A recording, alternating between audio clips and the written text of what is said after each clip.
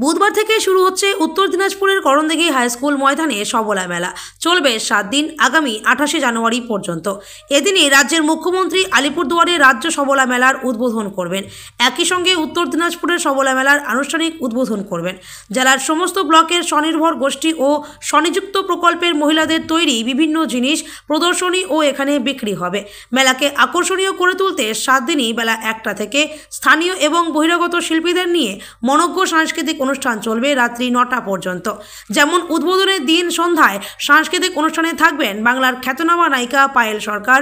দ্বিতীয় দিন মঞ্চে থাকছেন হিন্দি সারেগামাপা খ্যাত গায়ক সামায়ুন ও গায়িকা অদিতি। তৃতীয় দিন সারেগামাপা ও Indian Idol champion Bollywood singer Nilanjana রায়।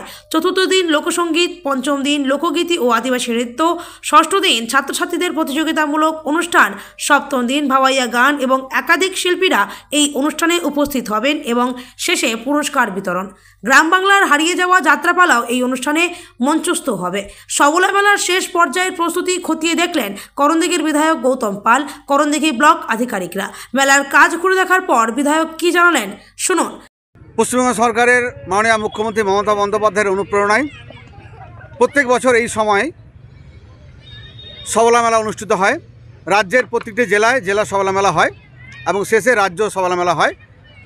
সেই মতো এবারও উত্তর দিনাজপুর জেলার সবলা মেলাটা এবার করণদিঘি হাইস্কুল মাঠে অনুষ্ঠিত হচ্ছে। আগামী 22শে জানুয়ারি থেকে 28শে জানুয়ারি পর্যন্ত অনুষ্ঠিত হবে। এখানে বিভিন্ন ব্লকের এসএসজি দলের মহিলারা তাদের হাতের তৈরি কাজ এনে এই দোকানে স্টল দেবে এবং বেচাকেনা চলবে 7 দিন ব্যাপী।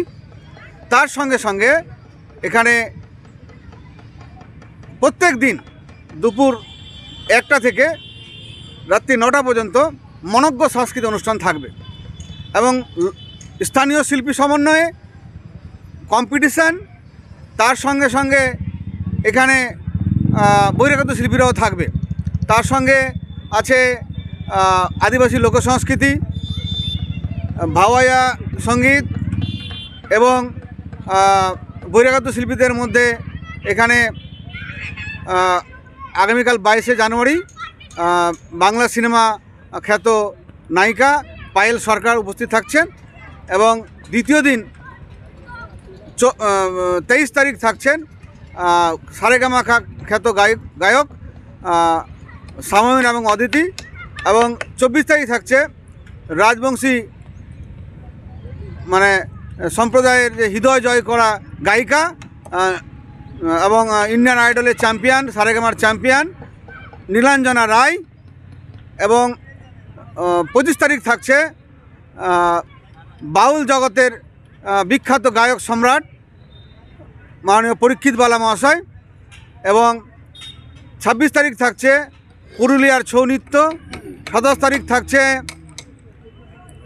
বন্দর যুব নাট্যমঞ্চের অপেরার হচ্ছে যাত্রাপালা কৃষ্ণ শকুনি পৌরাণিক যাত্রাপালা এবং 28 তারিখ থাকছে কলকাতা থেকে আগত বঙ্গভূমি অপেরার বিখ্যাত যাত্রাপালা সাথীহারা শয়তান এবং সেদিন থাকছে কুইজ এবং পিঠেপুলি কম্পিটিশান এবং লোক নৃত্যের কম্পিটিশান এবং শেষে পুরস্কার বিতরণী অনুষ্ঠানের মধ্য দিয়ে আমাদের অনুষ্ঠানের সমাপ্তি হবে 28শে জানুয়ারি 2025। আগামীকাল তো উদ্বোধন রয়েছে, কোন কোন আধিকারিক উপস্থিত থাকতে পারে? এখানে আমাদের জেলার যে সমস্ত আধিকারিকরা আছেন তারা উপস্থিত থাকবেন এবং আমাদের মন্ত্রী বিধায়ক বিভিন্ন দপ্তরের আধিকারিকরা ওখানে উপস্থিত থাকার কথা আছে। কি বার্তা দেবেন? আমি এই শীতের সময় এই মেলা আমাদের মিলন মেলায় সবাইকে আহ্বান জানাচ্ছি এবং আনন্দ নেওয়ার জন্য সবাইকে অংশগ্রহণ করার জন্য অনুরোধ করছি।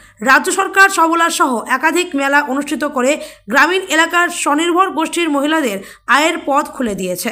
উত্তর দিনাজপুরের করণদিঘি থেকে অভিসিনা রিপোর্ট, রসাখোয়া টাইমস।